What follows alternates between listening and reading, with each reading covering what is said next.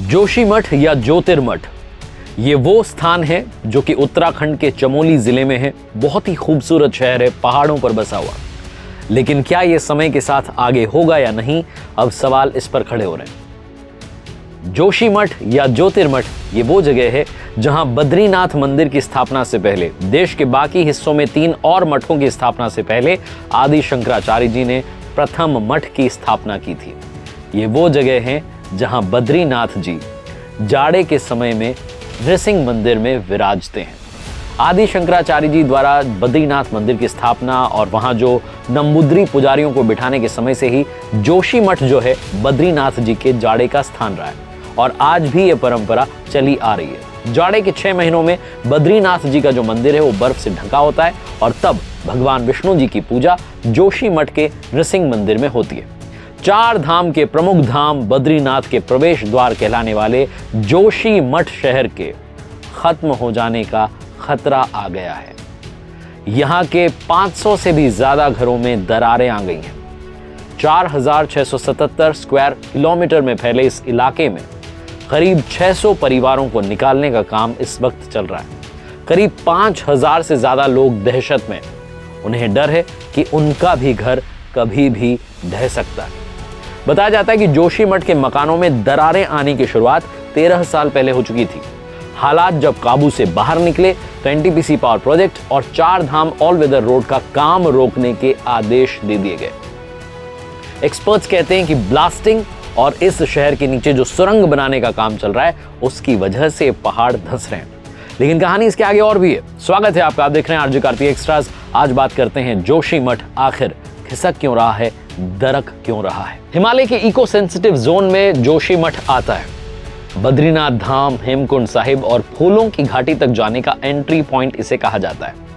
सबसे पहले बात करते हैं कि यह शहर इतना अस्थिर क्यों हो गया है, दरक क्यों रहा है। सबसे पहले बात करता हूं Wadia institute of Himalayan geology की रिपोर्ट की, उनकी रिसर्च की, जो ये कहते हैं कि उत्तराखंड के ऊंचाई वाले इलाकों में जितने भी गांव हैं ज्यादातर ग्लेशियर के मटेरियल पर बसे हुए हैं। जहां आज बसावट है वहां बहुत सालों पहले ग्लेशियर थे। इन ग्लेशियर्स के ऊपर लाखों टन चट्टानें और मिट्टी जम गई और लाखों सालों के बाद में ग्लेशियर की बर्फ पिघलने लगी और वो मिट्टी पहाड़ बन गई। उन्हीं पर ये गांव जो है बसे हैं। दूसरा बड़ा कारण है कि जोशीमठ जो शहर है इसके नीचे मिट्टी और पत्थर के ढेर हैं। 1976 में गढ़वाल के कमिश्नर की जो अध्यक्षता थी उसमें कमेटी बनाई गई थी, MC मिश्रा कमेटी, और उसने कहा था कि जोशीमठ का जो इलाका है ये बहुत पुराने ज़माने से ही लैंडस्लाइडिंग एरिया में आता है। ये शहर जो है पहाड़ से टूट कर आए बड़े टुकड़ों और मिट्टी के ढेर पर बसा हुआ है, जो कि बहुत ही टेम्पररी है। इस कमेटी ने सिफारिश की थी कि इस इलाके में जो स्पेशली ढलान वाले इलाके हैं वहाँ पर खुदाई ना हो, ब्लास्टिंग का कोई काम ना हो, बड़े पत्थर ना निकाले जाएं।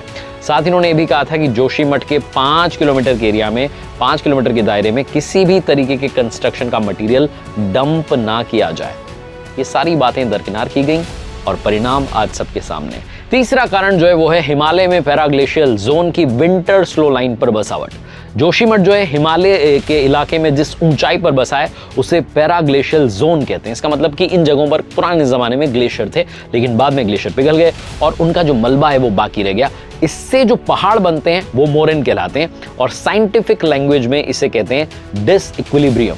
इसका मतलब है कि ये वो जगह है जहां पर कि जमीन स्थिर नहीं है, जिसका संतुलन नहीं बना हुआ है और इसी वजह से आज जोशीमठ जो है वो धीरे धीरे खिसकने लगा है। आगे बढ़ने से पहले मुझे वो लाइन याद आती है कि पेड़ काटने आए थे 2 लोग, धूप बहुत है कहकर उसी पेड़ की छांव में बैठ गए। मिश्रा कमेटी की जो रिपोर्ट जिसकी मैं बात कर रहा था उसमें कहा गया था कि डेवलपमेंट की वजह से जोशीमठ इलाके में जो जंगल रहे उन्हें तबाह कर दिया गया। पहाड़ों की जो पथरीली ढलानें थीं वो खाली हो गईं, बिना पेड़ों के रह गईं। जोशीमठ जो कि करीब 6000 फीट की ऊंचाई पर बसा हुआ है, लेकिन बसावट बढ़ने की वजह से फॉरेस्ट कवर जो था वो 8000 फीट तक पीछे खिसक गया। पेड़ों की कमी से कटाव और लैंडस्लाइडिंग बढ़ती चली गई और इसी वजह से जो खिसकने वाले बड़े पत्थर होते हैं उनको रोकने के लिए जंगल बचे ही नहीं है। मोरेन जो पहाड़ होते हैं उनका एक समय के बाद में खिसकना तय होता है, ऐसा एक्सपर्ट्स कहते हैं। लेकिन जो अंधाधुंध ब्लास्ट हुए हैं और जिस तरीके से अंधाधुंध कंस्ट्रक्शन की स्पीड आई है उसकी वजह से मोरेन का खिसकना और बढ़ गया है। साइंटिस्ट ये भी कहते हैं कि जोशीमठ जो शहर है उसके नीचे की तरफ एक तरफ धौली गंगा है और दूसरी तरफ अलकनंदा नदी है, और दोनों नदियों की वजह से भी पहाड़ का कटा हुआ है और इस वजह से भी पहाड़ जो है कमजोर हुआ है। इस सब के बीच में एक और बात समझ में आती है कि वहां 16 किलोमीटर लंबी सुरंग जो है वो जोशीमठ के नीचे से निकाली जा रही है, और ये सुरंग फिलहाल मलबा घुस जाने की वजह से बंद है। साइंटिस्ट कह रहे हैं कि सुरंग में गैस बनने पर इससे जो प्रेशर बना उससे मिट्टी अस्थिर हो गई और इस वजह से भी ये दरारें देखी जा रही हैं। इस सब के बीच में एक्सपर्ट्स ये कहते हैं कि जोशीमठ की जो समस्या है उसके दो पर्सपेक्टिव है। पहला तो है कि जिस तरीके से अंधाधुंध कंस्ट्रक्शन की स्पीड बढ़ाई गई, जो कि हिमालय बहुत ही सेंसिटिव इलाका है, इको सेंसिटिव जोन है, उसको कमजोर कर रही है। दूसरी बात है क्लाइमेट चेंज। क्लाइमेट चेंज भी एक बहुत बड़ा रीजन है जिसका असर पहाड़ी राज्यों में दिखाई दे रहा है। जैसा कि आप देख सकते हैं उत्तराखंड में कई सारे जो बीते साल हैं उनमें से कुछ साल ऐसे आए हैं जो कि आपदा भरे वर्ष रहे हैं। ऐसे में समझना होगा कि ये बहुत ही सेंसिटिव जगह हैं, इनको उसी तरीके से आगे लेकर के जाया जाए, बजाय की स्पीड बढ़ाने के विकास की जो प्रकृति है उसके सौंदर्य को संवारा जाए, सहेजा जाए और उसके साथ आगे बढ़ा जाए। जोशीमठ और फेमस स्की रिजॉर्ट औली के बीच में जो 4 किलोमीटर से लंबा रोपवे है, अब उस पर भी खतरा मंडरा रहा है। औली जिसे कि इंडिया का स्विट्जरलैंड भी कहा जाता है, ये फेमस टूरिस्ट स्पॉट है, वहां पर भी अब दिक्कतें आना शुरू हुई हैं। जो रोपवे के टार्स हैं उसके पास वाले एरियाज में भी लैंडस्लाइडिंग का खतरा दिखाई दे रहा है, लैंडस्लाइडिंग शुरू हो चुकी है। इस सब के बीच में जोशीमठ में कई सारे घर हैं इस शहर में, जहां घरों में दरारें आ रही हैं, फर्श पर दरारें आ रही हैं, छतों में दरारें आ रही हैं, दीवारों में क्रैक्स आ गए हैं बड़े बड़े। लोग जो है अपने घर के बाहर आकर के आंसू बहा रहे हैं और पूछ रहे हैं कि हमारा सहारा कौन बनेगा।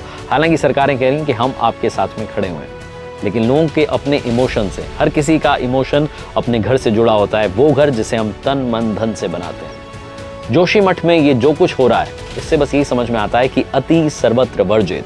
जिस तरीके से कंस्ट्रक्शन की स्पीड बढ़ाई गई, जिस तरीके से मनुष्य ने माना कि हम कुछ भी कर सकते हैं, हम प्रकृति के बीच में जहां रास्ते नहीं बनते वहां से रास्ते बना सकते हैं, उन पहाड़ों के बीच में से रास्ते बना सकते हैं जो कि पता नहीं कितने साल पुराने मलबे पर टिके हुए बने हुए पहाड़ हैं, मोरन हैं, उनके बीच में सुरंग निकाल सकते हैं। ये जो हमने अति कर दी है कंस्ट्रक्शन की, ये भी एक बहुत बड़ा रीजन है। उम्मीद है कि समय रहते हम इंसान संभलेंगे और प्रकृति का सम्मान करना सीखेंगे। आज के लिए इस वीडियो में इतना ही।